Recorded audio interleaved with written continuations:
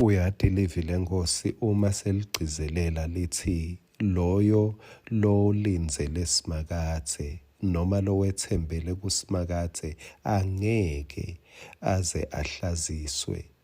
Lithi those who wait upon the Lord will never ever be put to shame. Kusho ukuthi nawe mangabe nje emehlo akho akuNkulunkulu kungenteka njengaJesu udlule la kungathi utohlaziseka khona ngoba phela Jesu walengiswa esiphambanweni wangcunulwa kwahlekiswa ngaye kepha khona lapho livi laNkulunkulu bese liphumile lelithi angeke uhlaziseke.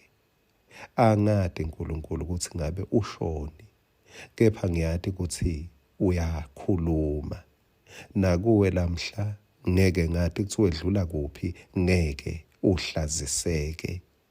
Nasi kwaselisuku sakavuka udle asicaphunele ngendzaba yaJosefa Genesis 39 verse 16 lithi le ngubo wayigcina lo mfati kwaze kwefika indvodza yakhe. Lapha utawukhumbula uma besingahlanganisa lendzaba yethu singahlanganisa netilingo noma tinhlupho letifana nemlilo. Singafananisa nekuhlaziseka kuthi le ngubo phela sitha umkaPhothifa bekafuna kubeka Josefa ehlazweni. Ngicela unake-ke ukuthi le ngubo livi lenkosi lithi lo mfati lesitha saJosefa sayigcina le ngubo.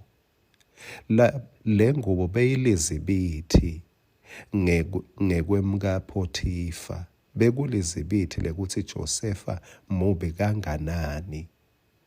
Kepha phambi kwaNkulunkulu noma beyilizibithi kubantu ngebubi baJosefa phambi kwaNkulunkulu le ngubo beyilizibithi lekuthi maye Josefa muhle uyakubalekela lokubi.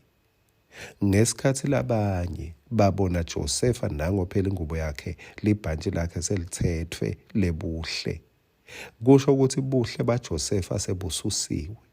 Bantu mabambuka bathi hawu Nkosi yami shame. Kepha lizulu belithi what a hero. Belithi ulichawe Josefa. Umfati wagcina ingubo yaJosefa kepha akamgcinanga Josefa.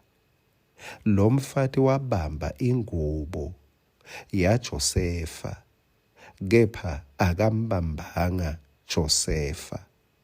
Waphunyula.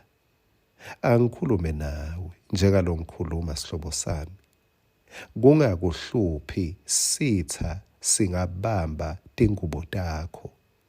Sitha ungethuki ukuthi kubanjwe tindo takho. Sitha vele siyabamba tindo takho. Wena ngicela kusukela lamhla ujabule kuthi sitha sibambe tindo tami kepha mina ngiphunyulile. Mine sitha asikangibambi. Ngoba phela khumbula lesitha besiconze kubamba Josefa kahle kahle. Kepha Josefa waphunyula sabamba libhantshi lakhe, sabamba ingubo yakhe. Mangabe ubona ngathi tindo takho libanjiwe kusukela lamuhla kungakwatisi, kungakwehlisi kwenyusa. Phakamisa inhlito yakho, uphakamise tandla takho uthi Nkosi ngiyabonga kubanjwe tindo tami mina ngiphunyulile angikabambeki. Njengalokhu ungakabambeki kubanjwe tindo takho kusho ukuthi indlela yakho isakhanya iseyinze nempumelelo yakho iphambi kwakho. Noma tindo takho tingakalungi akusho ukuthi wena awulungi. Ngoba noma tindo takho tingahambi kahle akusho ukuthi wena awuhambi kahle. uNkulunkulu akakhanyise buso bakhe kuwe, akubusise, akuphe nempumelelo. Amen.